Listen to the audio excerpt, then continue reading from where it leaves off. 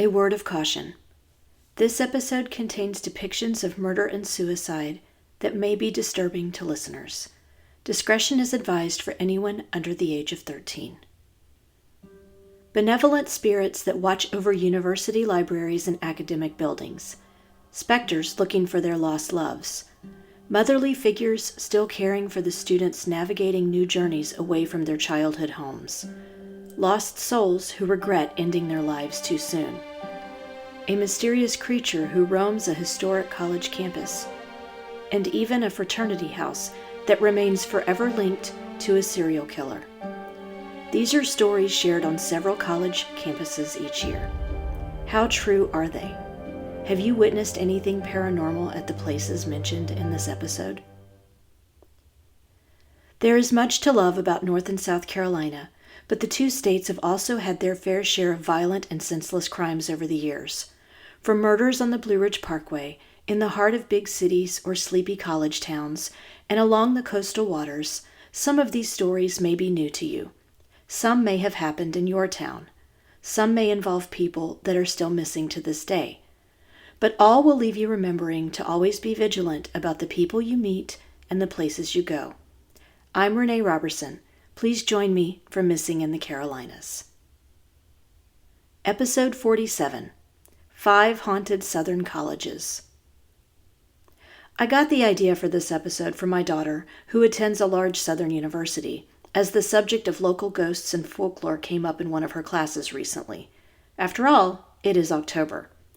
I discussed several ghost stories in episode 16 of this podcast, Ghostly Tales from the Carolinas.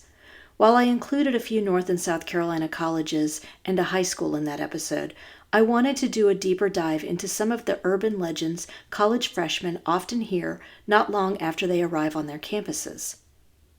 In an article that ran in the Knoxville News-Sentinel in October of 2012, University of Tennessee professor Steve Sparks shared some of his observations on contemporary myths and urban legends that often exist on college campuses. He said, "They teach us a story. They usually occur during times of cultural and societal shifts that people are uncomfortable with, and they generally tend to be a throwback to the tradition and not towards the shift." An article that ran on the Penn State website quoted Matt Swain, a lecturer at the university's College of Communications and author of America's Haunted Universities, Ghosts That Roam Hallowed Halls. He had this to say, "Many young people are living on college campuses, and these can be some of the best settings for spooky tales. Typically, there are large old buildings and sites with lots of history being visited by a bunch of smart, creative students. It doesn't take much to imagine a ghost walking some of these corridors." He also pointed out that one role of ghost stories is to help create a sense of community among the populations of students who have all arrived from different places, both geographically and emotionally. Swain also said ghost stories can pass on historical information and offer warnings about real threats facing college students. I used Daniel Barefoot's book, Haunted Halls of Ivy, Ghosts of Southern Colleges and Universities, as a starting point for my research, then searched out newspaper archives in the corresponding states to supplement the anecdotes I found. I'd like to start first with the University of Alabama. It's not surprising that the University of Alabama is known to be haunted by ghostly apparitions from the Civil War, since most of the original campus was destroyed during the battle. But for this podcast, I want to focus on a few known ghosts on campus of a more friendly nature.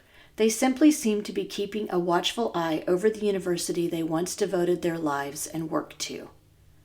The name Gorgeous is well known around the university. At the center of the campus is the Gorgeous House, which was built in 1829.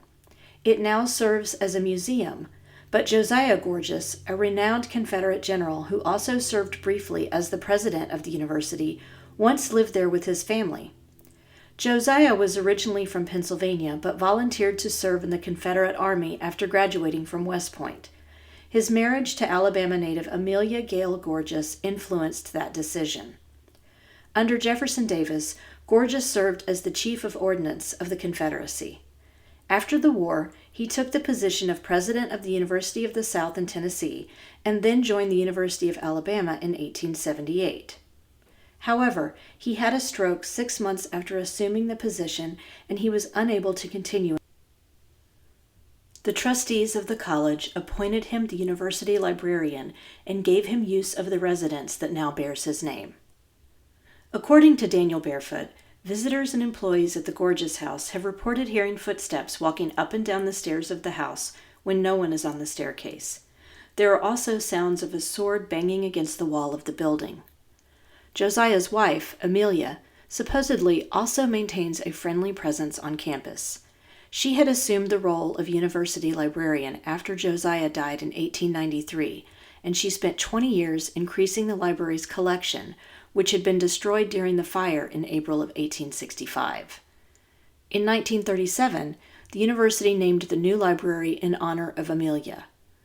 The library's elevators are programmed so that they will not stop on the Special Collections Division on the 4th floor. But there have been employees on that floor who watch as the elevator door opens, showing only an empty car.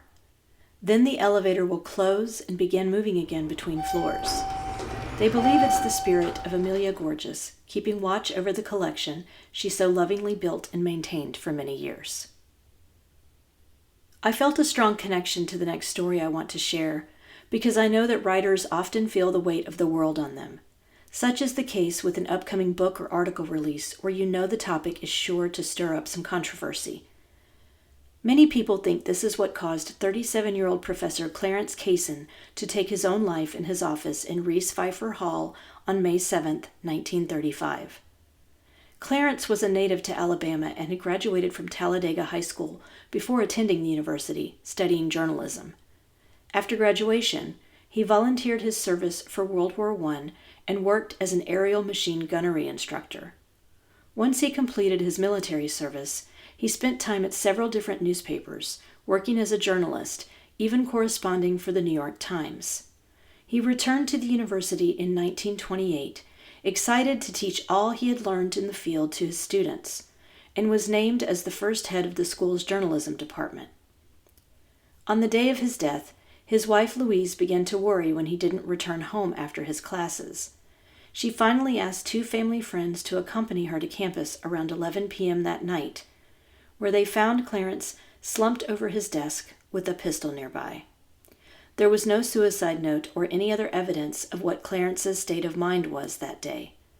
Some speculated that he was anxious about a book he was about to release, titled 90 Degrees in the Shade, which contained some criticisms of race relations in the South. At the time, University President George H. Denny made this public statement: "We can assign no other reason for Professor Kaysen's action than ill health and depression.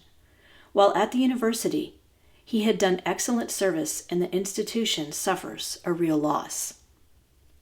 The day after Clarence Kaysen was laid to rest in his wife's family plot in Illinois, the University of North Carolina Press released 90 Degrees in the Shade. This is what reporter James Saxon Childers had to say in a review published on May 19, 1935, in the Birmingham News. Congratulations to the University of Alabama, and to the whole state of Alabama. We are indeed fortunate that there is teaching at Tuscaloosa a man capable of writing so fine a book as 90 Degrees in the Shade, a book filled with quiet wisdom and a gentle love for the South and for Southern men and women. Clarence Kaysen, head of the Department of Journalism at the university, has allowed us in his book to go into his study with him and sit for an evening and discuss Southern politics, farming, industrialism, climate, traditions, and dreams. Intellectually and spiritually, it will be an invigorating evening, and we'll rise from it with a new understanding of our Southland, and with it, a sincere respect for Mr. Kaysen and his thinking. You'll notice that James Saxon Childers is referring to Clarence in the article as if he is still alive. There was a footnote in the article about how he had sat with Clarence, who also went by the nickname Chico, just a few weeks before the book's release. The reporter had visited Clarence at his house while they discussed the review copy of the book. This is what the footnote of the article. Friday, May 3rd, a review copy of Clarence Kayson's book, 90 Degrees in the Shade, was delivered to my desk. That meant a stopping of all other work until the book had been read, then a long-distance call to Chico himself, and many congratulations, and an engagement for the next afternoon at his home in Tuscaloosa. I went down and we talked the afternoon away and the evening, and it was a good talk, the kind a man remembers. Chico was telling of his early years here in Alabama, and of his dreams and hope for Alabama and the South. Then I came back to Birmingham and wrote a story about Chico in his book. That story I was planning to give to the printers at the News Wednesday morning. It was early Wednesday morning that a friend telephoned to my home to say that during the night before, Chico had written the final chapter in that other book he had been writing for 37 years. Then, after things began to focus again, we men here at the News talked of what should be done about the story, and it was decided to print it just as it was written, to make no changes, but let it stand as an indication of our feeling about this book, and even more about the man with whom we had worked with and whom long ago we learned to honor and sincerely to love. Did Clarence Kayson, aka Chico, love journalism so much that he decided to remain behind and keep a watch over his beloved students and faculty at Reese Pfeiffer Hall? There are some that speculate he did. Students have reported hearing whistling in the halls late at night when no one else is around. An associate professor in the Department of Journalism and Creative Media named Diane Bragg was in the building early one Sunday morning, and she reported to hear a door to the copy room next door open and shut, and then the copy machine start. When she went to greet the person, there was no one there. She admitted she was struggling with personal issues, along with the final steps of completing a large project. Instead of feeling a sense of foreboding, she felt a sense of comfort, as if someone was there giving her moral support during a difficult time. She feels Clarence as a guardian spirit, keeping watch over anyone in the building who is struggling. Our next story includes Henderson State University and Ouachita Baptist University in Arkadelphia, Arkansas. Many ghostly tales include stories of ladies in various colors of clothing, from pink to white to red to black. I wanted to include this tale because it features homecoming, which is normally a time of celebration on college campuses. But at Henderson State University, it is a time to be wary, especially if you live in the women's dorms. Ouachita Baptist is the oldest of the two colleges, having opened its doors in 1886. Henderson State, which is affiliated with the Methodist Church, became a public university in 1929. It was known then as Henderson Brown College. Based on various reports, the Lady in Black story begins in the 1920s, when a young man named Joshua enrolled at Ouachita. He was ambitious and driven. He knew he wanted to study to become an attorney and ultimately hold a seat on the United States Supreme Court. When he met a woman named Jane, a student at Henderson, he was enthralled. However, the two couldn't have been more different.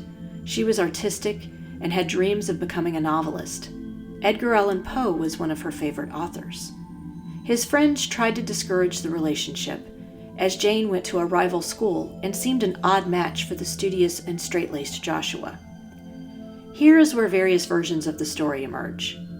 One story says that Joshua tried to break up with Jane, but agreed to go take her to the homecoming dance at Henderson. Another says that she sought him out on homecoming with hopes of reconciling. Joshua instead fell in love with another female student. When Jane discovered this, she was so heartbroken she jumped from an area called DeSoto Bluff into the Ouachita River. Now students are warned that on homecoming weekend each year, Jane, also known as the Lady in Black, searches for the girl who came between her and Joshua. She likes to frequent Smith and Womack halls in particular. The campus embraces this story and shares it with the freshman class each year in the annual Pine Tree speech. Henderson State historian David Sesser discussed the origin of this legend in an article called Lady in Black Still Said to Haunt Halls at HSU in the Arkansas Democrat and Gazette.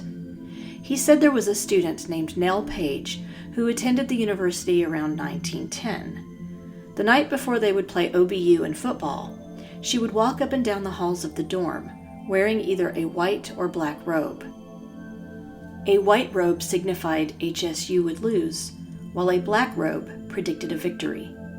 At the time, she was the only female student living on campus. She did die at a young age, 27, but it was from tuberculosis and not a suicide. Sesser has not been able to find evidence of anyone taking her own life at DeSoto Bluff.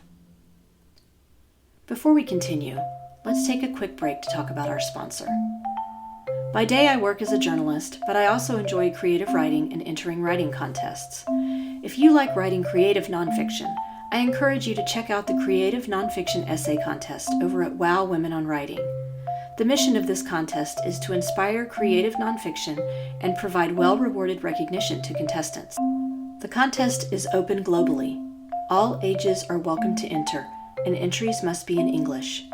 Your story must be true, but the way you tell it is your chance to get creative. WOW is open to all styles of essay, from personal essay to lyric essay to hybrid essay and beyond. The deadline for the latest creative contest is October 31st. This specific contest will have 20 winners and more than $1,350 in cash prizes. First place wins $500. WOW allows a maximum of 300 entries. You can also purchase a critique to get more feedback on your writing. Learn more at wow-womenonwriting.com and click on the Contest tab. And now, let's get back to the show. Located in Tallahassee, Florida, Florida State University boasts a large and active campus with more than 33,000 current students. The campus is known to have several different ghosts, including one who seems to be watching out for the female students. Her name was Sarah Landrum Cawthon, also known as Tissy, and she served as an advisor for students in 1910 when the college was still known as Florida State College for Women. She enjoyed her role as a house mother for the girls, advising them in their academic pursuits and lifestyle choices. And rumor has it, she was not on board with the societal changes that came with the Roaring Twenties. She received a building in her own name in the late 1940s, Cawthon Hall. This was around the same time men became admitted to the university. In Haunted Halls of Ivy, Daniel Barefoot writes that there are some that believe Tissy still keeps a watchful eye over the dorm, as lights often turn off and on by themselves, and doors slam shut without explanation. Cawthon Hall is also said to be haunted by a student who was killed in a tragic accident not long after the dorm was completed. She was sunbathing on a roof when a sudden thunderstorm rolled in, and she was trapped with all the doors and windows leading back inside closed. She tapped on the windows and doors, but there was no one to let the student back inside, and she was killed by a lightning strike. Students who live on the top floor of the dorm claim to occasionally hear someone pounding on the windows, crying, and screaming. You may also recognize the name of Florida State University because it is the school where infamous serial killer Ted Bundy went on a horrific murderous rampage on January 15, 1978, at the Chi Omega sorority house near the campus. He broke into the house and murdered 2 of the female residents, seriously injuring 2 others. Although he is known to have had victims in Washington, Oregon, Colorado, and Utah, it was this incident that sent him to Florida's death row, and he died in the electric chair on January 24, 1989. While hiding out in Florida a few weeks before the Chi Omega murders, Ted Bundy had hidden in an old home on College Avenue called the Oak, which references a millennium-old tree in the front yard. This home was a boarding house before being converted into a fraternity house for Pi Delta Theta. A few weeks after he was executed, several women passing by the Oak reported seeing a shadowy figure who resembled the serial killer standing on the front porch. Then he seemingly disappeared from view. Other people have reported seeing the same figure on the grounds of the property. There's a mysterious creature that dwells in or around the heart of the University of Tennessee campus in Knoxville, specifically the area called the Hill near Ayers Hall. Witnesses have described the creature as canine. Others think it looks more feline. It has coal-black eyes and stands on its hind legs. Writer Alan Brown shared a story of a female student who looked out her apartment window near campus and saw a human-sized, cat-like being walking on its hind legs in his book, Haunted Tennessee. Brown called this creature a wampus cat and pointed to a Cherokee legend where a young woman with a desire to hunt with the men cloaked herself in a mountain lion skin and followed them secretly. During the hunt, she accidentally bumped into a tree branch, made a noise, and was discovered by the hunting party. The men consulted with a shaman and bound the woman to a lion skin forever as a punishment. This creature has also been referred to as a barghest, which is Northern English folklore depicting a spectral hound. Seeing this creature is supposedly an omen of death. Hoskins Library, which was built in 1931, is also known to be the home of at least two spirits. One is William Jesse, former director of the library, who reportedly took his own life. Staff and students have gone on record as seeing an apparition in the archives section, where William Jesse spent most of his time.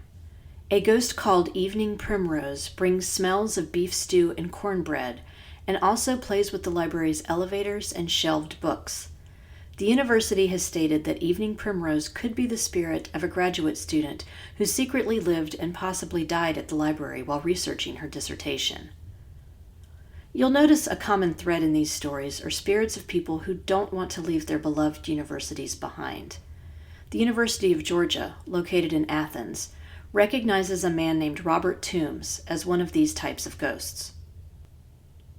Robert Toombs is known in the state of Georgia as one of those larger-than-life personalities who was energetic, quick-witted, and charming.